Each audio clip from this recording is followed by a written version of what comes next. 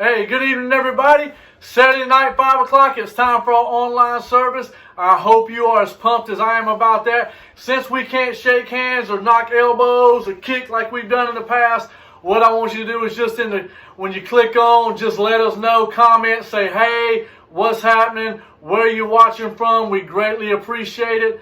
Also, we recommend this. Over the next few weeks as we do these online services, this is a great time for you to sit as a family, sit with your friends, and maybe just discuss what we're talking about in the sermons each week. If you will look on here, you'll see a Google Docs form. It's going to have the notes for today's sermon in there, so you can download that to your computer. Feel free to look at it. If you want to print it out, that'd be great.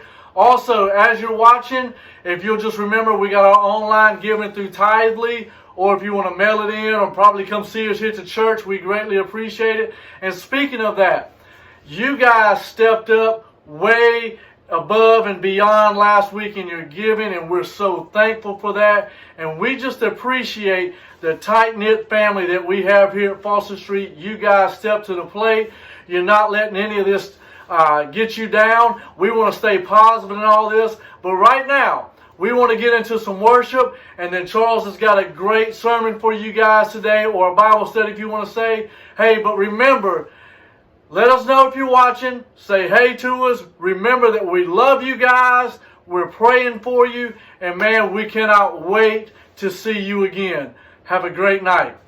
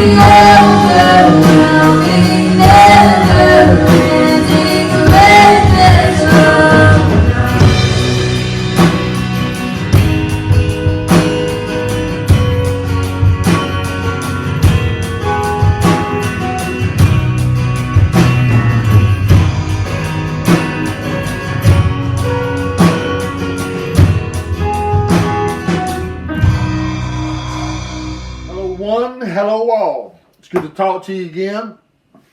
I want to share a few minutes with you here. And what I want to do, basically, I'm not going to do a sermon by any means, but I do want to speak some words of encouragement to you. And what I want to do, I want to come out of Psalm 139, verse 1 through 6. And what I plan on doing is that through the next few evenings at 5 o'clock, I want to come to you again out of Psalm 139 and talk to you about your mental thinking. Remember, the battle's right here, y'all, right here. I know there's a battle going on with this coronavirus, and I know there's a battle going on with everything else, but with us as an individual, the battle is right here in the mind. We have to control these thoughts. Today I've had some people come by and see me, and a few phone calls, and that's all good. And they're talking about fear. A lot of people are fearful, and I can understand why. So we need to confess our fears. We don't need to just disregard it. So we're going good with that. But then we got to replace our fear with something that will settle our emotions down. God's not giving us a spirit of fear, but power, love, and a sound mind. That sound mind means we do not have runaway emotions. And that's the big deal, man. Runaway emotions. So we got to get our emotions under control. And the best way to do that is through the Word of God. So what I have, my man Patterson is going to have an attachment for you to see. I don't have these computer skills, so I'm going to say for you to attach down. How does that sound? I think it's pretty good. We're going to attach them. And so you get that attachment, go from there, and it's my notes, not much. Basically, you'll get this right here, Psalm 139. So I want to talk to you about this, and look at what the Word says. Psalm 139, verse 1, it says, "O Lord, you have searched me, and you know me." David is saying that God knows about his creation. Not only that, he even knows about you. He knows what you're going through right now. He knows what you're facing. Keep this in mind. God made the universe, and he'll take care of us. He's not caught unaware with this coronavirus. He made the universe, and he'll take care of us. So with all this fear going on, you need more than a hashtag to get you through. You need the Word of God. You got to put the Word in your mind to help you with these fears. And we got to talk to one another. Psalm 139 verse 1 says, "O Lord, you have searched me and you know me." Verse 2 says, "You know when I sit down, when I rise up. You understand my thoughts from afar." God knows you so well that he knows every move you're going to make. He knows every thought you're going to think. He knows the thoughts that's preoccupying your mind right now that may be bombarding your mind, but he knows those thoughts. He knows every emotion, every feeling, every idea, every thought, every conception, every resolve, aim, doubt, motive, perplexity, anxious moment is laid before God. So God knows what you're going through. God knows your anxiety. God understands you even when you don't understand yourself. And the reason I want to say that is pretty simple. You're not in this alone. God has his Spirit with you, people with you. There's a verse in James 5:16 says, "Confess your faults, confess your sins one to another, that you may be healed." And it's amazing things happen when you find someone to talk to and you just tell them, "Man, here's what I'm going through." You don't have to have all the answers. All you need to do is just simply sit back and just listen. There's something, there's a catharsis that goes on in our life when I can express to you the emotion of my heart and I say, you know, I'm having a hard time. And this coronavirus is make me feel uneasy about the future and I fear death. And just verbalizing that, saying that to get it out in the open that you may be healed helps so much. Verse 3 says, "God, you scrutinize my path and my lying down. You're intimately acquainted with all my ways." God takes notice of every step we take. He is acquainted with our ways. He knows where we walk. He knows where we have walked. And he knows where we're going already. Now again, when it comes to this thing, people are afraid of dying. And I understand that. Don't get me wrong. But here's the good news. Again, for the Christian, there's no fear in death. And Psalm 139 says this, that God is already in eternity, in his sovereignty, he's already has the day of my death already written in his book. So, you know, if I'm going to live 30 more years, I'm living 30 more years. Now, I can speed that up by doing something stupid. I can't go out here and pet with a rattlesnake and say, well, will you be my friend? That's kind of dumb. But God has my death date already in mind. Coronavirus, whatever it is, my times are in God's hands. So I take much peace in that. I don't have to fear the future. God's already in the future, and He's waiting for me, and He's with me right now today also. Verse 4 says, even before there is a word on my tongue, behold, O Lord, you know it. So He's very involved in every part of my life. I'm the apple of His eye. He's always thinking of me. He always loves me, and the thoughts He has for me are thoughts of peace, hope, and love. Those are the thoughts that my God thinks towards me today. Verse 5 says, you have enclosed me behind and before and laid your hand upon me.